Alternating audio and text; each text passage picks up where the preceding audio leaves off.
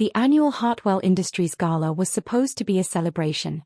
Crystal chandeliers cast warm light over the ballroom while executives in designer suits mingled with champagne flutes. I stood beside my husband David, wearing the emerald dress he'd picked out, trying to look like the perfect corporate wife. "Sarah, I'd like you to meet my boss, Richard Hartwell," David said proudly, his hand warm on my lower back.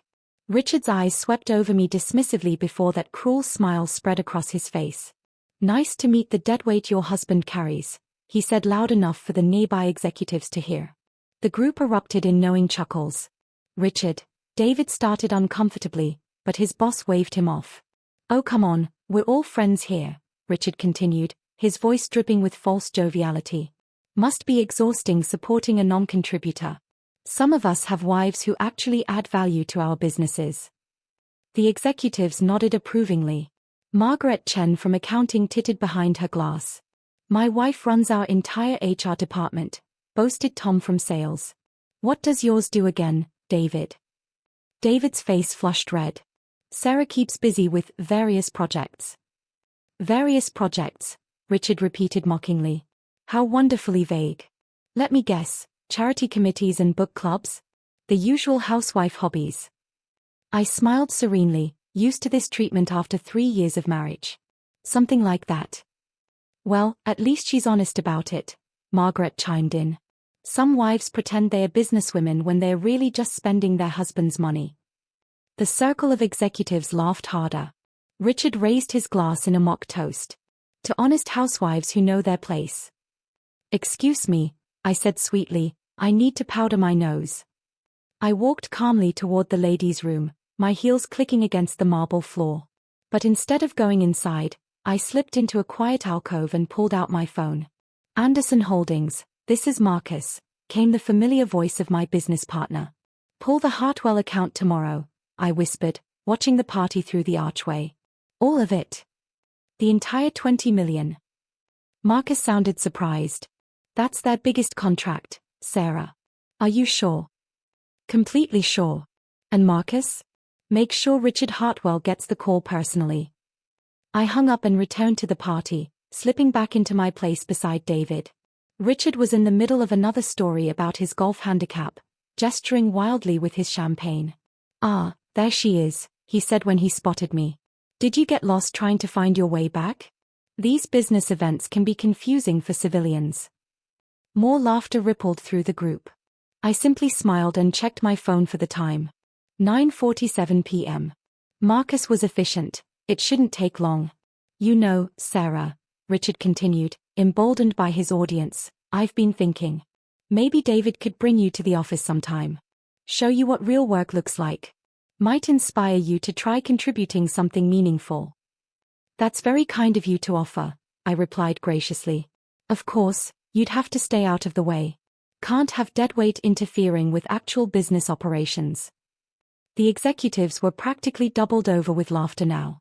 David looked like he wanted to disappear into the floor, but he wasn't defending me. He never did.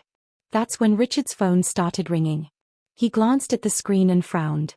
"Strange. It's Marcus Anderson from Anderson Holdings. Wonder what he wants at this hour." He looked around the circle conspiratorially. "Probably calling to thank me for our excellent service. Anderson Holdings is our biggest client, 20 million annually." He answered with his best executive voice. "Richard Hartwell speaking." I watched his face change as Marcus delivered the news. The color drained from his cheeks, and his confident smile vanished completely. "What do you mean, terminated?" "Effective immediately." Richard's voice cracked slightly. "Marcus, surely we can discuss this. Our partnership has been incredibly profitable." The executives around us had gone quiet, sensing something was wrong.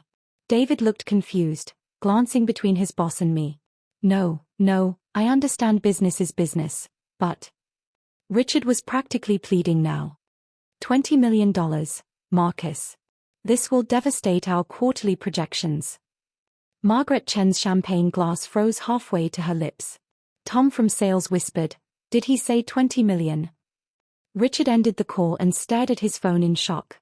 The silence stretched uncomfortably until Margaret finally spoke. "Richard? What happened?" Anderson Holdings just terminated their contract, he said numbly. Our biggest account. They're pulling out completely. The impact hit the group like a physical blow. 20 million represented nearly 30% of Hartwell Industries' annual revenue. Without it, the company would struggle to stay afloat. But why? Tom demanded. What reason did they give? Richard shook his head slowly. Marcus just said they were taking their business in a different direction. No explanation beyond that. I finished my champagne and set the glass on a nearby table. How unfortunate, I said mildly. David turned to me, his brow furrowed. Sarah, did you know about this somehow? Know about what, darling? The Anderson account. You seemed unsurprised. Richard's eyes narrowed as he studied my face. Wait a minute. You made a phone call earlier. Right before this happened. I did make a call, I confirmed pleasantly. To powder my nose, as I mentioned. Who did you call? Richard demanded, his executive authority returning as suspicion took hold. I smiled and pulled out my business card, handing it to him with a flourish. His eyes widened as he read the elegant script. Sarah Anderson Williams, CEO, Anderson Holdings. The silence that followed was deafening. That's impossible, Margaret whispered. Anderson is your maiden name. It is indeed. Anderson Holdings has been my family's company for 3 generations. I took over as CEO 2 years ago when my father retired. I looked directly at Richard. We've been quite pleased with Hartwell Industries services. Until tonight. Richard's face went through several shades of red and white. You're Marcus Anderson's daughter and business partner. He handles operations while I focus on strategic partnerships and client relations. I paused meaningfully. Particularly decisions about which partnerships to maintain. David stared at me in shock. Sarah, you never told me you ran Anderson Holdings. You never asked about my work, darling. You always seemed content to let people assume I was just a housewife with hobbies. The circle of executives looked like they'd been struck by lightning. Tom's mouth hung open. Margaret had gone pale.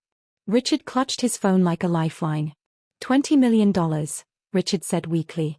You just cost us $20 million. I prefer to think of it as redirecting $20 million toward partners who value mutual respect, I corrected gently.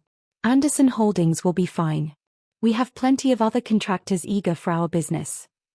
Wait, Margaret said desperately, surely this is just a misunderstanding. We can work this out, can't we? Business disagreements happen all the time. I considered this for a moment. Well, I suppose respect can be learned. But it would require a significant change in corporate culture. Starting with leadership. Richard's eyes lit up with desperate hope. Yes, absolutely. Whatever changes you think are necessary. Excellent.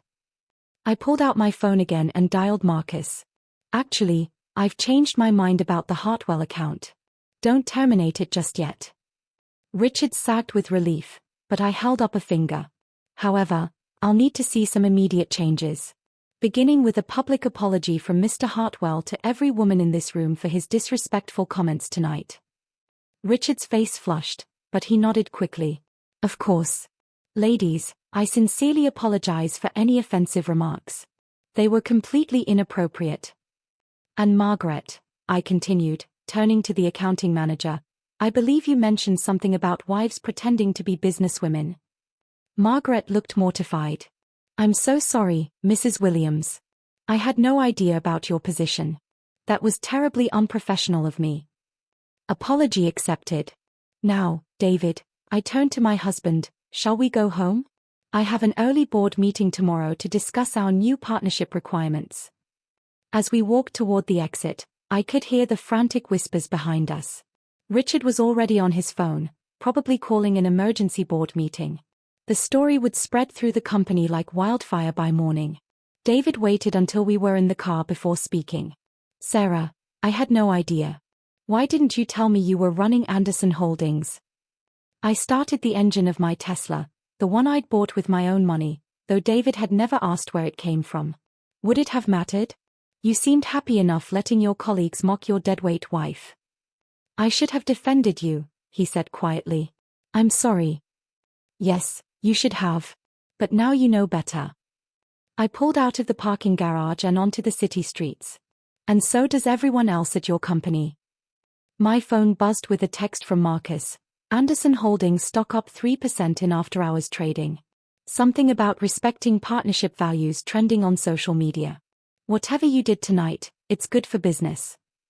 I smiled and showed David the message. See?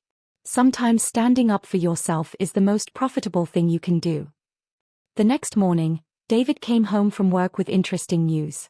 Richard Hartwell had called an all-hands meeting to announce new corporate policies about respect and professional conduct. Margaret Chen had been enrolled in sensitivity training. And the Anderson Holdings contract had been renewed for 3 years with a bonus clause for exemplary partnership conduct.